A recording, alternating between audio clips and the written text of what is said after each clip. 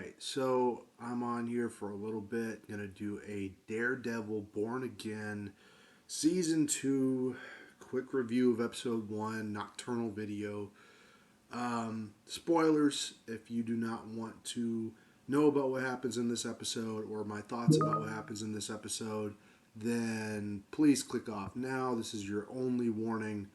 All right, we're getting into it. So, this show picks up right after, like directly after season one ends. The anti vigilante task force is going around. There's propaganda being filmed by BB Urich, and we see little snippets of it throughout the episode where the civilians of New York are like, oh, Mayor Fisk is the greatest mayor we've ever had. New York is so back. Everybody's all positive and having fun. Um, then Daredevil is. This is probably the best scene of the episode. Was Daredevil on a boat full of Greek arms dealers transporting a shipment into the Kingpin's territory so that he could make bank with his criminal enterprises while still being mayor of New York. Uh, and we got to see Daredevil fight off these Greek arms dealers as the boat basically sinks. There was a weird moment where he puts a watch, like he knocks a guy out and takes his watch off and then puts it in a gun, like I don't want to say safe. It's one of the containers that has a bunch of pistols in it, and he puts the watch in there for some reason. I assumed it was so that he could, hear the ticking and keep track of the ticking and where he was, but it wasn't made clear. And now that the boat is like sank in the river, that makes no sense to me whatsoever. A lot of this episode, to be honest, is like the most well written stuff is with characters that I don't care about. As much as I would like to praise this show and say like, okay, there's a good show underneath all this. I mean, it has potential, right? See, the problem that I'm running into is that we have a direct comparison between this show and the Netflix series. And given that there was a standard that was set with the Netflix series, this show does not live up to it whatsoever at all. And I was one of those fools who gave season one a chance because of, bringing back the old cast and trying to copy that same vibe as the other three seasons. But this season isn't even trying. It's not even trying to even emulate or copy the vibe of the first three seasons on Netflix, or even the first season itself of Born Again. It just feels more like Disney Daredevil, and I got to draw the line here. I'm not, and I noticed it with the trailer. I got to draw the line here. I'm not really fucking with this, and the decisions that have been made are questionable at best and dog shit at worst. Um, Having the anti-vigilante task force have the Punisher logo, uh, insignia, like not only is that insulting to both the Punisher and law enforcement, but then they try and make it an ICE allegory. They even call them fucking fascists in a different language in the show. They're called fascists in the show by what I can only assume is a human smuggler. Um, Funny how that works. You try and make an allegory for ICE and calling them fascists while literally smuggling humans out of the country illegally, probably. Um, and this is the episode that I was like, you know what? Fuck this show. Fuck Disney.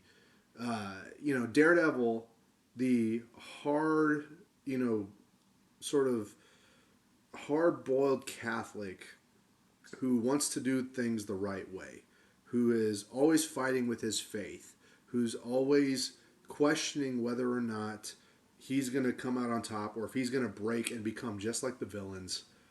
Daredevil ends up just like, okay, how do I explain this? If the anti vigilante task force is uh, hunting down crime and stopping vigilantism and crime where it is, they're doing Daredevil's job. Now, we know that Mayor Fisk is the bad guy. We know that he's running it, so he's getting rid of the vigilantes so he can do his crime, right? do his kingpin crimes. And we have Daredevil, in spite of the anti vigilante task force and law enforcement, teaming up with human smugglers in spite of Fisk, in spite of the law enforcement.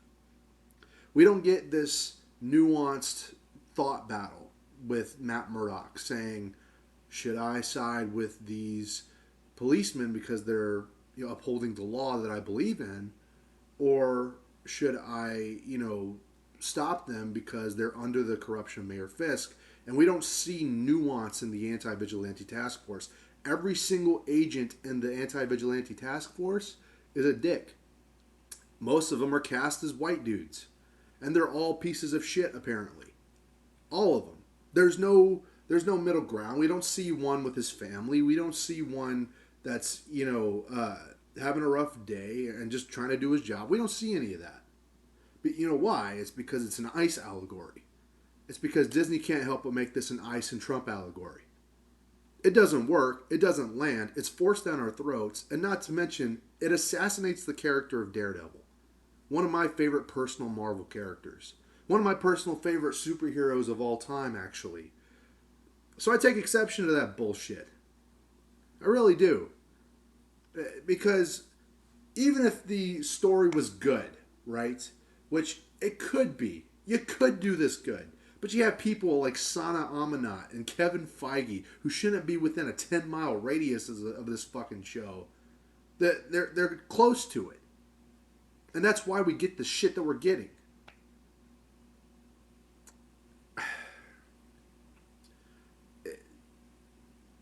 I'm at a loss for words as to like how disappointed I am and how passionate I feel against this. And there's very few things. There's a lot of things where I'm apathetic, especially with Marvel, especially with Disney Marvel, where I'm like, yeah, I don't care. You lost me in the first episode, so I don't care. This one feels different for me, particularly because we have the Netflix Daredevil to go off of. We have those old, seasons as sort of like a basis, as a standard of comparison. And seeing that you have the same characters cast as they were in the Netflix series being assassinated in this show now, it just feels more of the same. Like more of the same shit that we've seen in the last 10 years. It's not a better show. It's not even a good show. It's mid. It's mediocre. The characters I like, the characters I want to focus on, Karen Page, Matt Murdock, Wilson Fisk, Foggy Nelson, who I assume is coming back for shits and giggles apparently. And you have the side characters that you can make work. Heather Glenn, you could make her work. You could make BB Urich work. You could make Matthew Lillard's character, who's like, I guess, a CIA clown that's working for Fisk. It's unclear what he is. I guess I'm just going to call him Shaggy for now. But he comes from Washington, D.C., and apparently he has connections to, what was it, Madame Hydra, Allegra De Fontaine chick, played by Julia Louis-Dreyfus, whatever her fucking name is. I never watched Thunderbolts, so I'm lost on that. I went over my head. I saw Falcon and Winter Soldier, but like that's about it. So I don't know what kind of power she actually holds and how that applies in the context of this show. At the very least, I can appreciate that they're trying to connect it to other, stuff, other shows and movies in the MCU right now, or the MCU still. Karen's learning martial arts, which that's fine. I'm okay with that. As long as she's not beating up Matt and saying how she's better than him because he's a fucking blind man.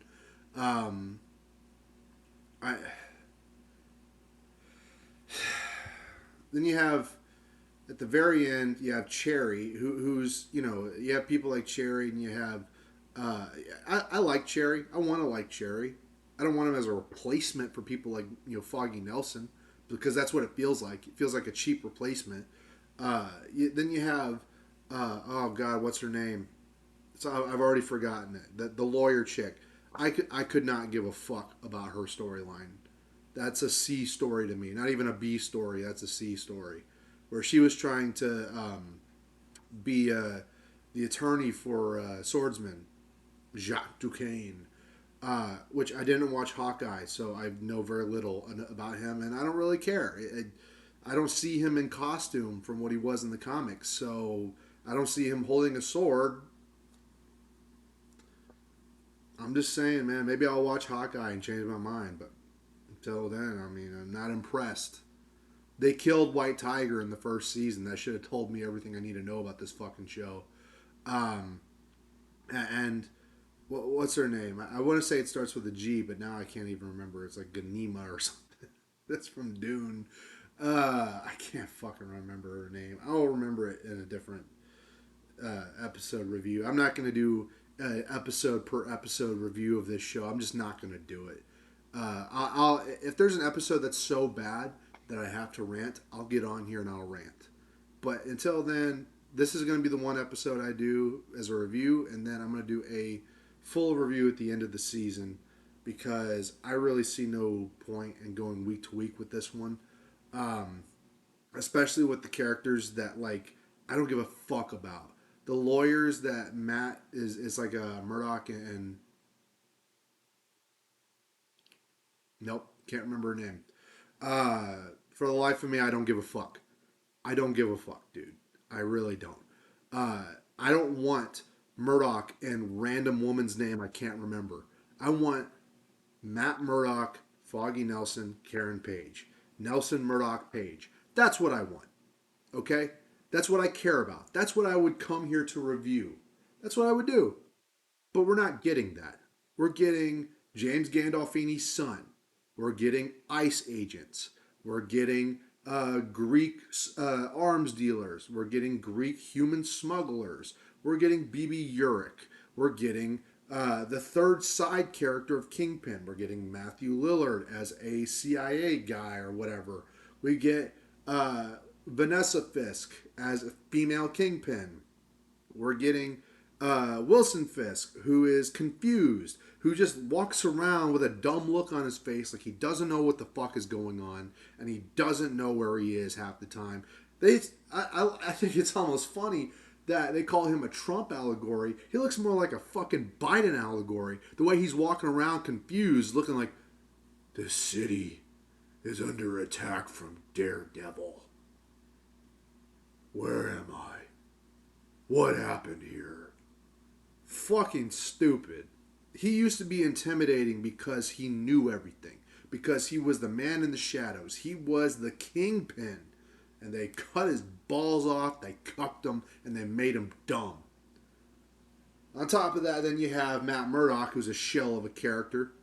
He doesn't have the nuance, the thought, the heart of the character that Charlie Cox portrayed in the original Netflix series. He delivers like one-liners and dialogue that's not, it's only useful for the plot. It has no internal conflict. It has no heart. It has no soul. It's an empty version of Daredevil. Sure, I like the costume, but you know what? I like the way my McDonald's Big Mac looks before I eat it, and it gives me a fucking heart attack. So what? He looks good in costume. It's not the same character. Karen Page is almost the same way. Can't believe this shit, man. It stings. It really stings. And they expect us to believe that Jessica Jones coming back is going to fix a fucking thing. At the very end of the episode, Cherry is in his apartment. He's starting to have a heart attack, and then the ICE agents show up, and they don't have warrants, and they don't have body cams, so they're obviously doing a lot of police brutality, and they go overboard with it in this show. Really dramatizing it, making it look like it's a big fucking deal. And then they get in there, they beat Cherry's ass for like no reason whatsoever to try and get him to give up something. At this point, I don't really care. Daredevil shows up almost instantly, like as if he knew the ICE agents were going to be there. And then he beats up the ICE agents. They beat him up as Daredevil starts to realize that Cherry's having a heart attack. And then it's assumed that Cherry has a heart attack. It's assumed he dies, but we don't know until the next episode. So we're gonna see if he does die from a heart attack. But Daredevil is beat up.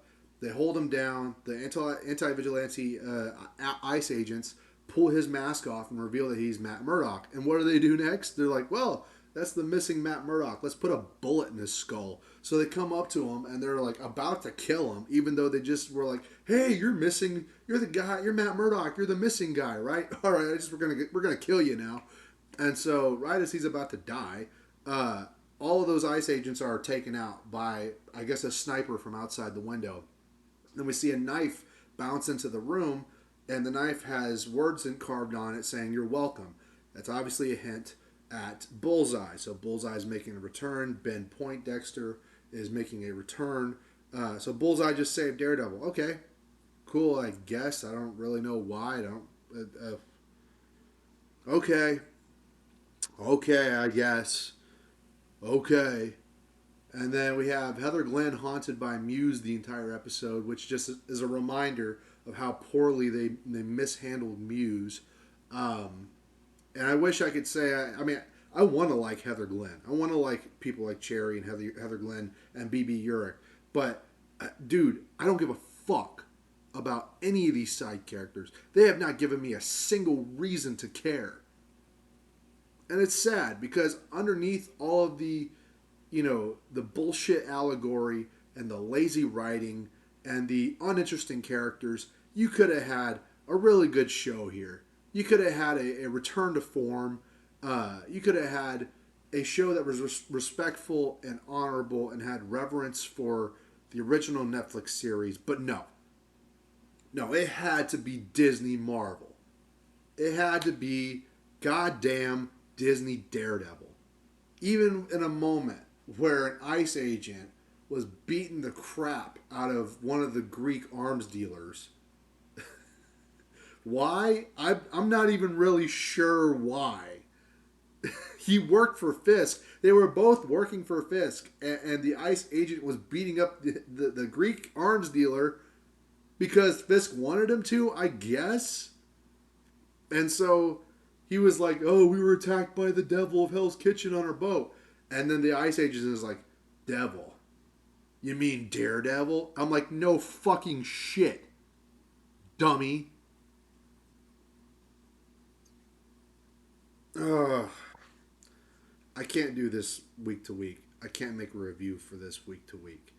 Uh, I'm making this video, and then I'll make another video if there's an episode so bad I have to rant about it. And then at the very end of the season, I will give you a consensus about what I think because it's going to lead right into Spider-Man Brand New Day. Supposedly there's going to be a season 3.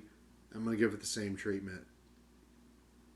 I am extremely disappointed with Daredevil Born Again, Again, Again. Because that's what it is. It's Born Again for a third time.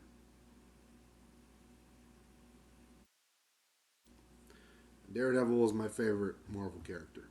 Or one of my favorite Marvel characters. Fuck Disney.